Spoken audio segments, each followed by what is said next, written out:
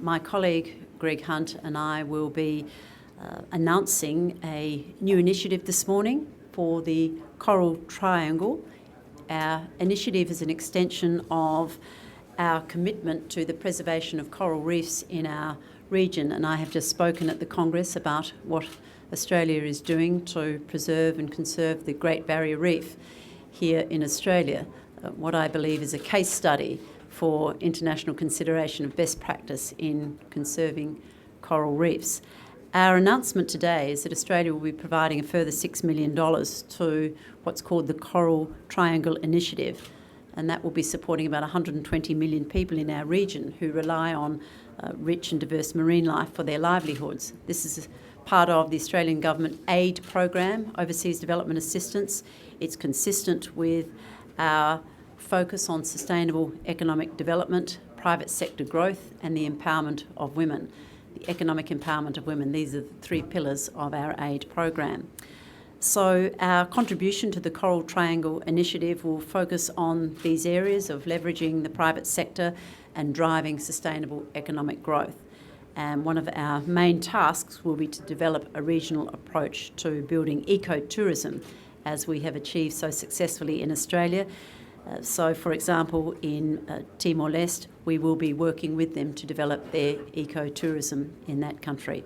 So our initiatives support activities that promote the health and the sustainable use of coral reefs and inshore fisheries. And I'll hand over to my colleague Greg to go into more detail. All right. Thanks very much to Julie and to everybody who's at the World Parks Congress from the international media. Welcome. And I also want to acknowledge the Queensland Environment Minister, Andrew Powell, who's been just a fantastic partner, I have to say.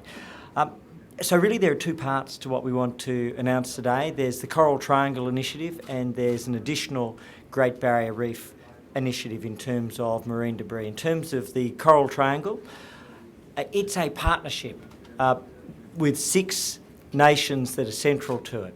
You work from Malaysia to Singapore to Indonesia to Timor-Leste, and we also work with Papua New Guinea and the Philippines and the Solomon Islands. So when you bring together all of those countries, what you find is that Australia is supporting the Coral Triangle. It's an area that represents roughly 3/4 of the world's different coral species, roughly 1/3 of the world's different marine species in terms of fish. And what we're doing is really supporting 3 things, as Julie said. One, we're supporting management systems to protect these reefs. Secondly, we're supporting ecotourism to provide the traditional communities and the fringing communities with economic support. And thirdly, what we're doing is ensuring that there's sustainable management of these natural resources.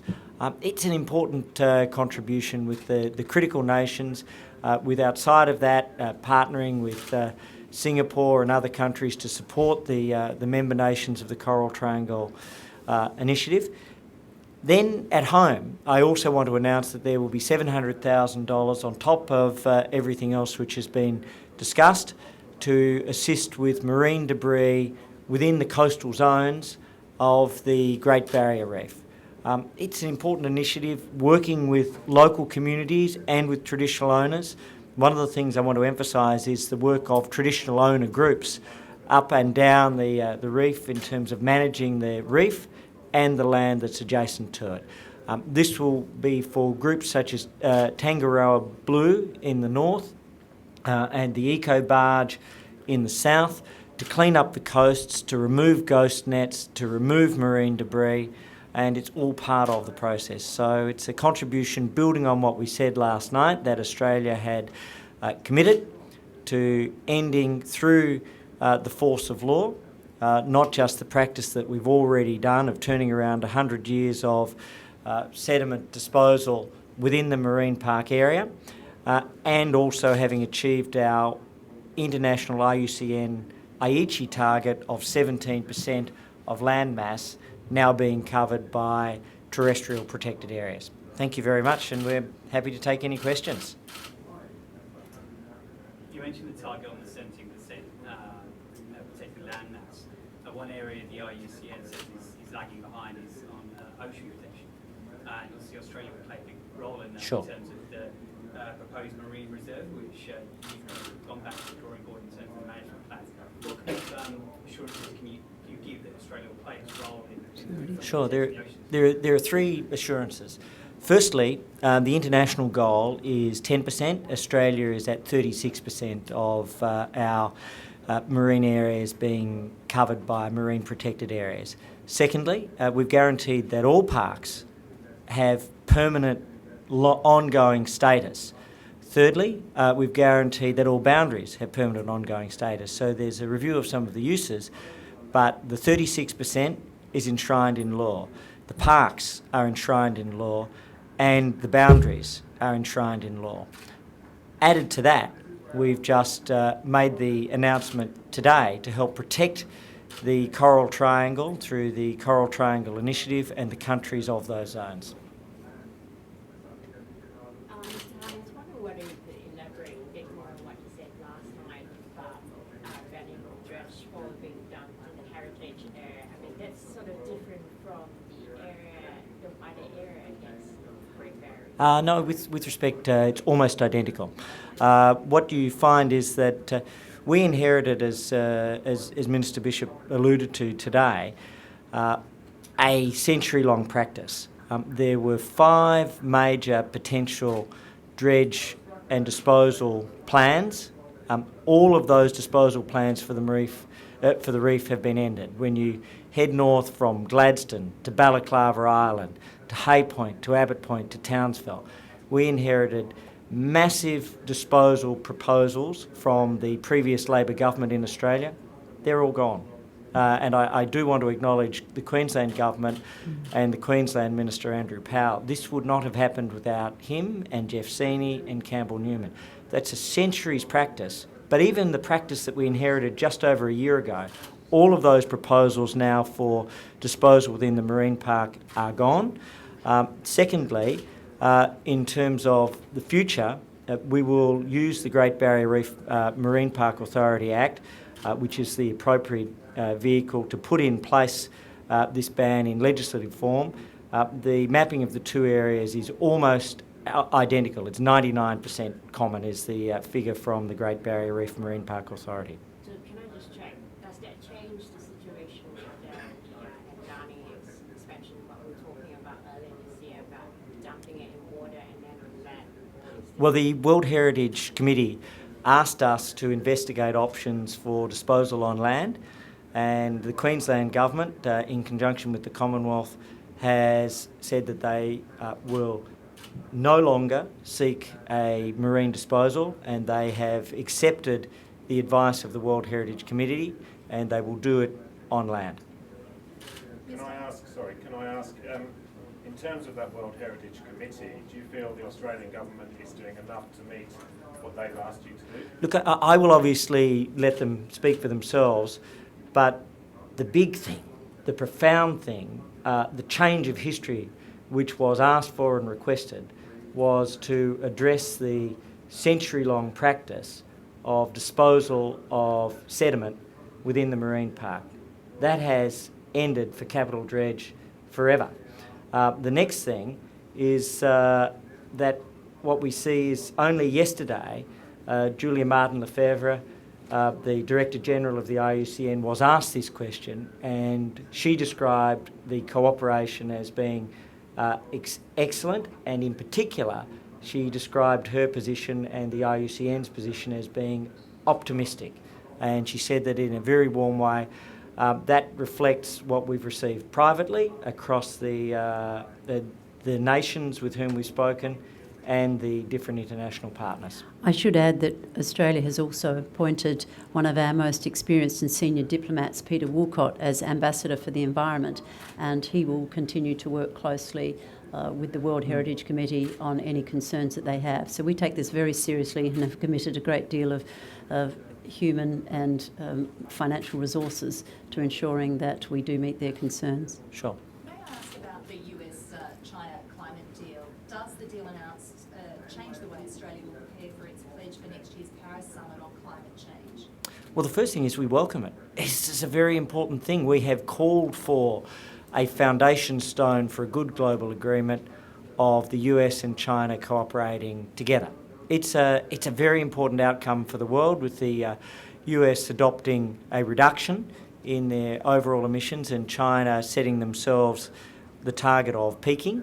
The numbers will emerge from China, but at the moment they're at about 10.5 gigatons or 10.5 billion tonnes, whether that means that they will peak at 13 or 14 gigatons or 13 or 14 billion tonnes of CO2 equivalent. There is still significant growth. We have to acknowledge that, but we think that this is an important step forward. For us, we are part of that global process. Julie is our international leader of negotiations, but we've always said we will set our targets within the first half of next year, and we continue to do that. Last Monday, when I was in Beijing for APEC, I held the climate change dialogue between Australia and China with Vice Chair Xie. He's Vice Chair of the National Development and Reform Commission of the Chinese government.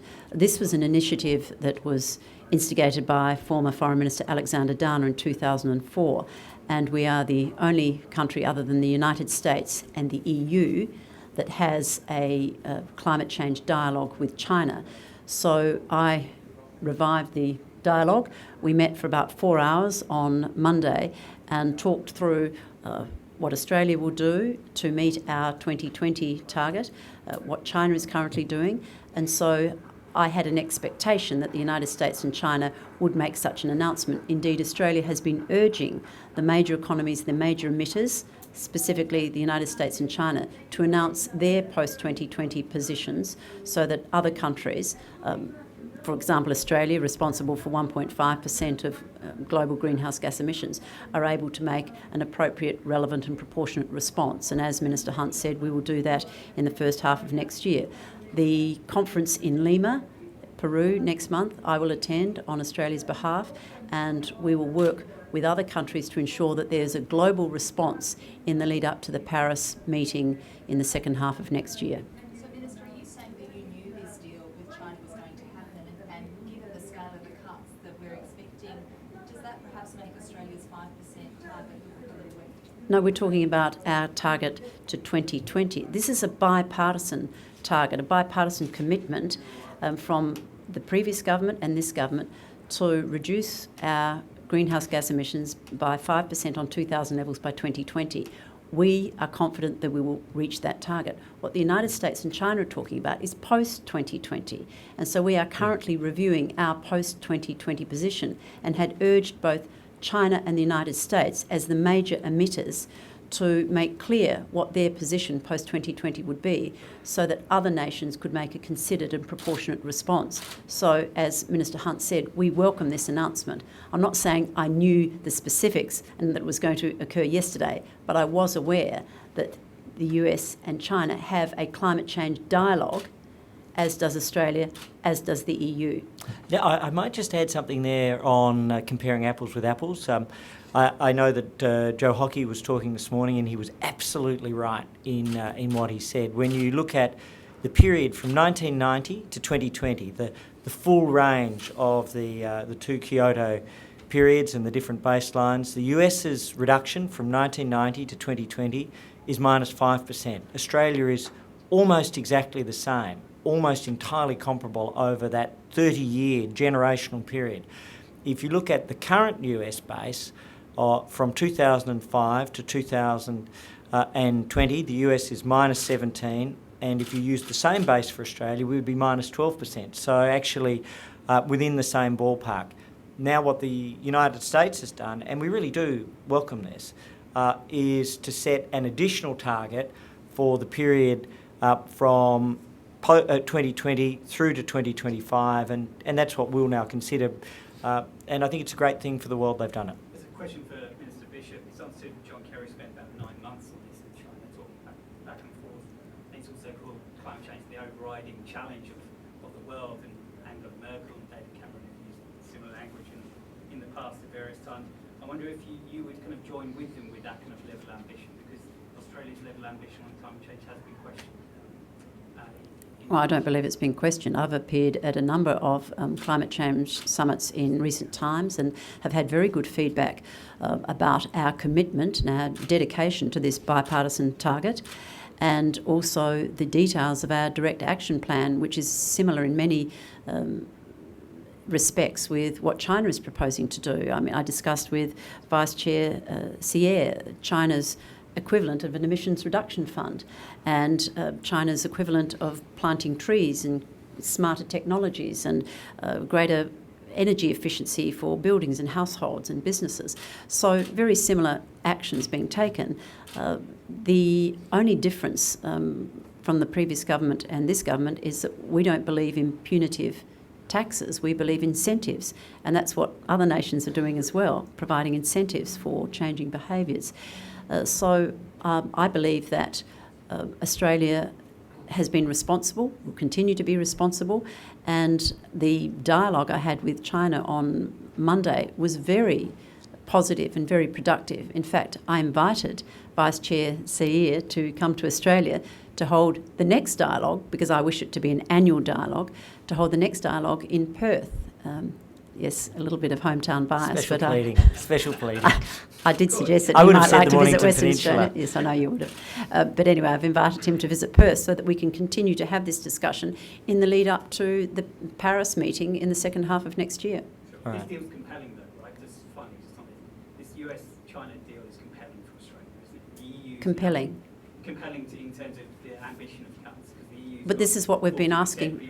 This is what we've been asking the United States and China to do. We've been urging Minister Hunt, Prime Minister Abbott and I and others in all of our public utterances have been urging the major emitters to say what they will do, because it requires global action. No one country can do it alone, and it requires global action. And if an economy the size of the United States or an economy the size of China, with the level of emissions that they produce, don't take concerted action, then other countries just fall away. We pale into the shade. Right. So this is a commitment that not only Australia but other countries have been urging upon the United States and China, and we welcome it. Now, we might take a last question, perhaps, because we both have other commitments, from somebody who may not have asked something yet. Just wanting your take on the 4 Russian warships and what to do in the following meeting. I understand that these ships are part of an expedition in international waters. It's not unexpected. Russia is entitled, as any other country is entitled, to traverse international waters. So we have been aware of it for some time. We've been tracking it, and as far as I know, they remain in international waters. Now, the Australian Navy likewise proceeds through international waters to our north and east and west, and so Russia is doing what navies do, and that is they traverse international waters. Do you think it's a show of force there, or? Well, Russia's a significant country. It has a significant navy.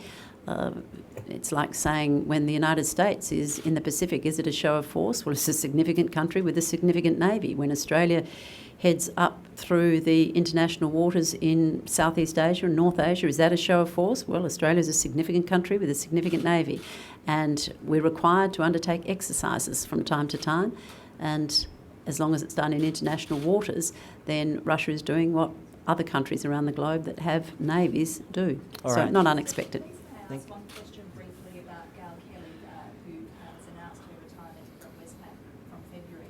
What legacy will she leave for businesswomen in particular? Do you have a view on that? Gail Kelly is an extremely competent businesswoman. She's certainly reached the heights of the banking profession. She has been a role model for men and women, and I think she has made an extraordinary contribution to business and professional life in Australia. I count her as a friend.